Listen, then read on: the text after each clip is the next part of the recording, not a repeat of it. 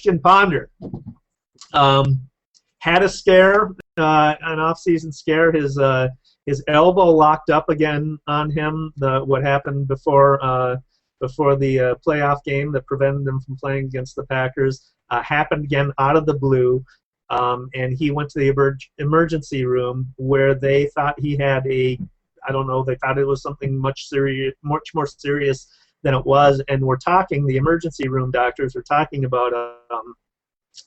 about surgery.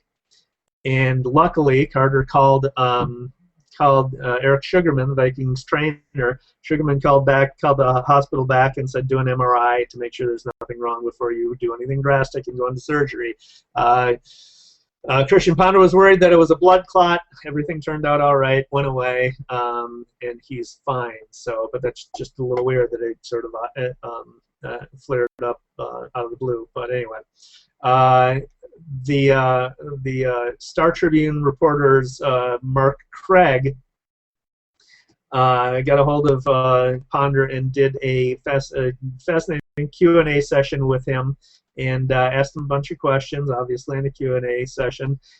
One thing that stands out, my buddy Chris, the PR expert, pointed this out to me, so I went back and looked through the interview and read it, and it does stand out. Somebody has got to tell Christian Ponder not to use the word obviously anymore because he uses it way too much. In this one Q&A session, Christian Ponder used the word obviously 12 times. It is obvious he needs to drop using the word obviously. Here's an example.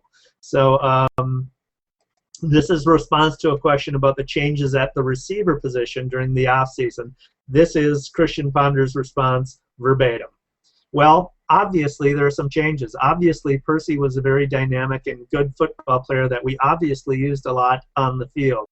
We lost a player for sure, and Seattle got a good one, but we have Greg Jennings come in.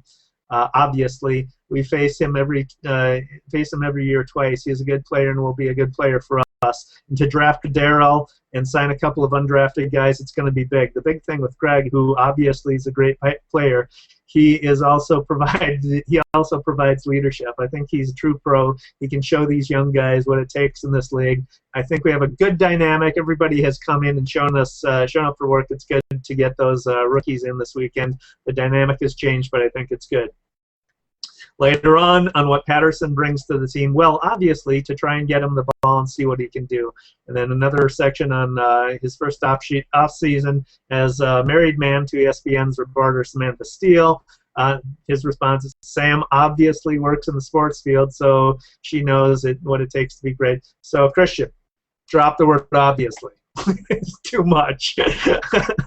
All right, so that's going to wrap it up for this week. I've gone on too long. I won't go solo next week. But tell me what you think of these your thoughts about the Vikings' remaining draft picks. Leave your comments in the comment section below. Like this video, share this video, subscribe to this podcast, and until next week. Go Vikings.